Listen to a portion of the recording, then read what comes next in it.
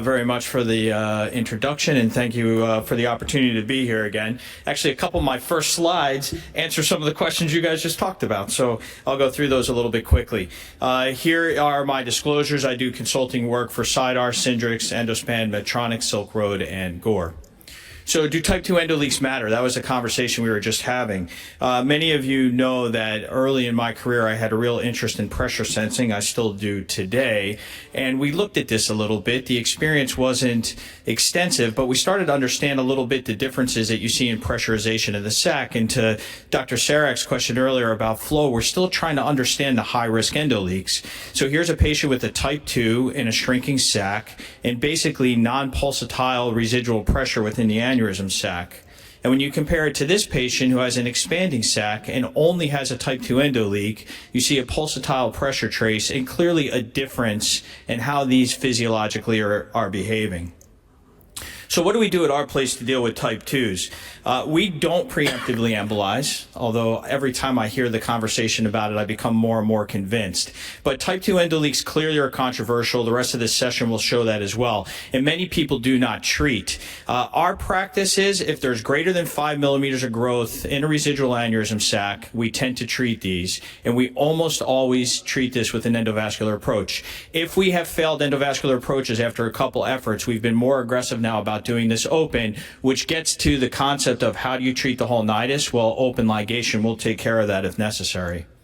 But as you just heard, this can be frustrating, and these things tend to act more like AVMs and tend to want to recur. So what's our initial approach? We usually do CTA, we do duplex imaging, and then I previously had done Dirac sec puncture, typically translumbar, intermittently transabdominal for much larger aneurysms, but I've stopped doing that, especially the translumbar approach. It's very difficult for a patient to lay prone, to then have the puncture, to really get them appropriately anesthetized, both from a local perspective and from a sedation perspective, because my anesthesiologists, rightly so, don't like when we have some of our bigger patients in a prone position. So what's transcaval access look like? So one of the parts of my title that Dr. Veith gave was precaution. So when can you not do this? So here's a good example. Here's a patient with a large type 2 leak, but as you see, the limbs of the endograft are directly opposed to the cava. And you can see that again here, and I'll show you a still image. I don't have a window to be able to get from the cava into the aneurysm sac without getting into the endograft in this circumstance. There's other approaches. You can go transgraft, translumbar, transarterial, but a transcaval approach isn't going to work in this scenario. So what's the setup? I do a right femoral venous sheath. I use a directional sheath to be able to get into the aneurysm sac. You do not need an arterial sheath. A little bit of sedation is more than adequate for these cases. And as I mentioned earlier, patients are much more comfortable in this position than they are when they're prone. So what does it look like? Here's a patient of mine, type 2 leak, expanding sac, made a decision to treat.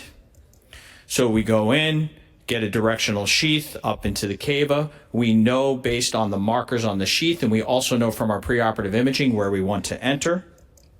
And here you can see with the sheath then into the nidus and 2 large lumbar arteries here. I'll show you this a little bit differently. So what we do to be able to cross is attach a Benson wire to cautery. We put it on cut. We do a quick pulse for 1 to 2 seconds. Don't forget to put a cautery pad on your patient, which we typically don't do for angiograms, and then you're able to get across. Here you can see the wire easily entering into the aneurysm sac. It's very straightforward to do and controlled, and you can follow with a catheter. You can see a large nidus here, a huge type 2 endoleak. In this case, I started up a little bit higher. I put a microcatheter through a small catheter. Fill a very large space here. You can see the microcatheter. It sometimes can be a little difficult to see. Fill a large space, and then I realized I wasn't able to get the lower part of this nidus with my catheter where it was, and then just re-punctured again with the same wire and catheter technique to get into the lower part of the aneurysm sac, and had no difficulty with this. In my previous experience with translumbar, this would be near impossible to do that second stick and do that in a comfortable way. So what's it look like on follow-up? Here you see the same patient now with a endoleak that's gone. The other nice part about using Onyx, even if it's not gone, you can't really see it anymore. And so what are the additional precautions? Actually, I had 2 patients that I did have a small embolic event to the pulmonary artery, which is always a little bit concerning when that happens. Neither one have had clinical sequelae.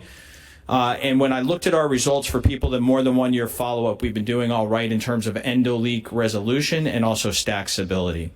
So in conclusion, I know type 2 endoleak treatments are controversial. We do an endovascular FERTS approach. Transcaval works nicely, and so far we've seen reasonable outcomes. Thank you.